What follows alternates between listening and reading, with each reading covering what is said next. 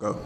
We're here with Ashley Tuttle and Duncan Cooper, the two performers that danced this evening at the 2.0 series. And I have to ask you, Ashley, the ballet, I mentioned it to Darrell, for some reason the two of you reminded me of Marcia Haiti and Richard Cragen. Just the freedom that the movement had, you know, and the abandon that you let it go, especially the idea that you would go to penché, off balance and come back up and then run across the stage. It had that kind of just wonderful quality. Well, thank you. I think the choreography is very freeing, and he wants us to continue to expand on that, pushing the edge of freedom and trust between the two of us. So I think it helps us do that, create that environment. The key thing for me really was working with people that you feel completely free with. Darrell has a very disarming yet demanding quality when he walks. And one of the first things he said to us is that I want this to be fun. You know, want us to work. We want us all to have an enjoyable experience because we're all very seasoned senior dancers. The other big thing for me, being a male dancer, is when you're working with somebody that you've never worked before. You know, Ashley Tuttle, I've known through my years of dance. She was one of the great ABT principal ballerinas through the years. So to have somebody at that level come in and just put herself out there on the table and just work, and to have a connection with somebody like that you've never worked with before, if you really just mesh well together, like I feel we do, it really allows you to go other places with it.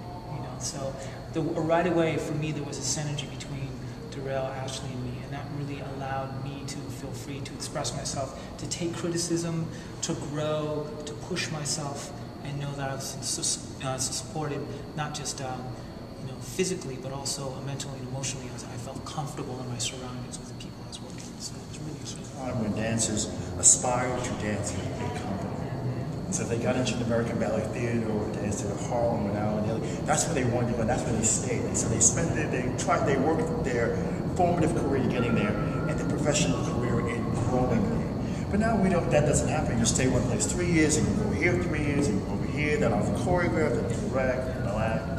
And that's a different set of challenges.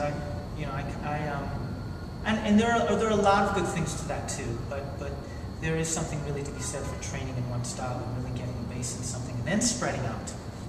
I think what's very important. I mean, when I was dancing at the Met, there are other ballerinas who might have sold more tickets. But for me, it was about if I moved one person in the audience, I did my job.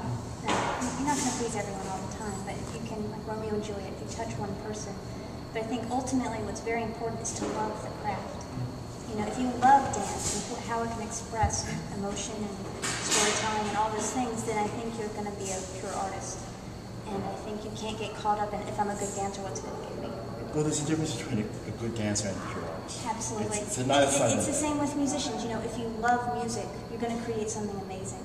If you're trying to write a song to, be on Saturday Night Live, it's not going to be good music, possibly.